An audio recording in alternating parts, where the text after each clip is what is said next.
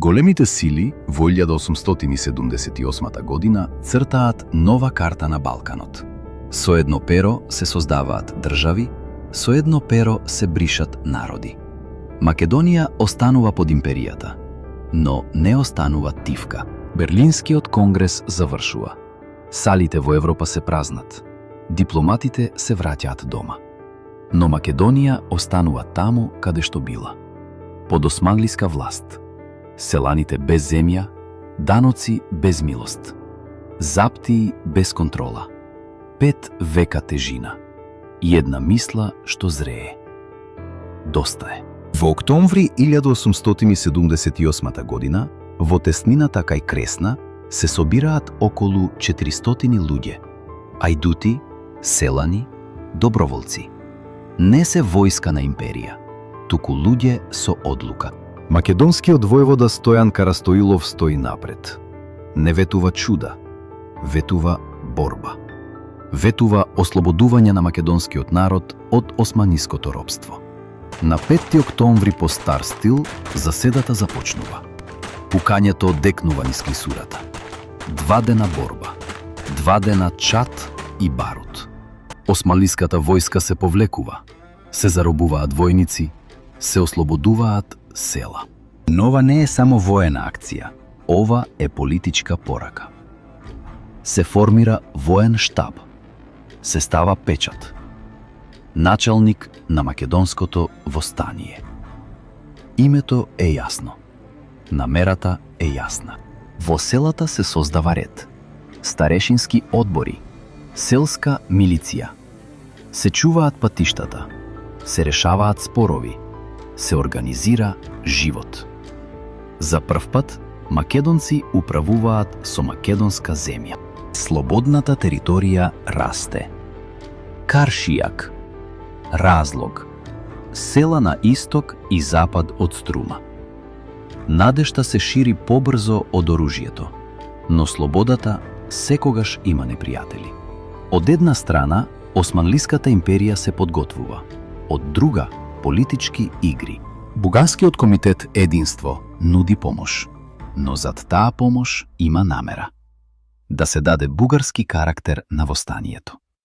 Контрола, преземање, бугарски аспирации на македонската територија. Раководството на востанието чувствува опасност. Се испраќа порака. Ќе действуваме самостојно, независно, без туѓ диктат. Токму тука започнува пресвртот. Беровски е уапсен. Карастоилов е убиен. Востанието го губи своето македонско јадро. А во декември 1878 година многубројна османлиска војска тргнува во офанзива. Фронтален напад. Топови. Баши Бозук. Селата повторно паѓаат. Востаниците се повлекуваат во планините. Но не бегаат, туку преживуваат. Борбата продолжува и во 1879 година. Се формираат нови чети, се организираат повторно, се создава македонска војска. Иако територијата се губи, идејата не се губи. Во Србија, во Романија, македонците собираат средства, испраќаат писма, пишуваат да види цела Европа дека сме народ. Тоа не е крик, тоа е декларација. Кресненското востание може би воено е задушено, но политички тоа е раѓање. Раѓање на свест, раѓање на мисла за сопствена македонска администрација, за сопствена македонска власт, за државна самостојност. Неколку децении подоцна и Линденското востание ќе ја повтори истата порака. Но коренот започнува тука, во теснината кај Кресна. Во одлуката дека господарот може да се смени, но народот мора да остане свој, македонски. Кресненското востание не е само бунт. Тоа е првиот обид за револуционерна македонска власт. Првото практично искуство на самоуправа.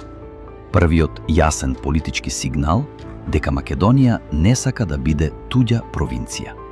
И затоа, иако задушено, Востанието не е пораз, туку темел. Темел врз кој ќе се гради понатамошната борба. Темел врз кој ќе се изгради модерната македонска идеја. И кога денес ја спомнуваме Кресна, не зборуваме само за битка, туку за момент. Момент кога еден народ одлучил да не чека туѓо решение, туку сам да ја земе судбината во своји раце. Историјата не завршува тука. Таа продолжува. Прашањето е само дали ќе ја паметиме. Претплати се за повеќе документарни приказни. Поддржи ја историската вистина, сподели ја приказната.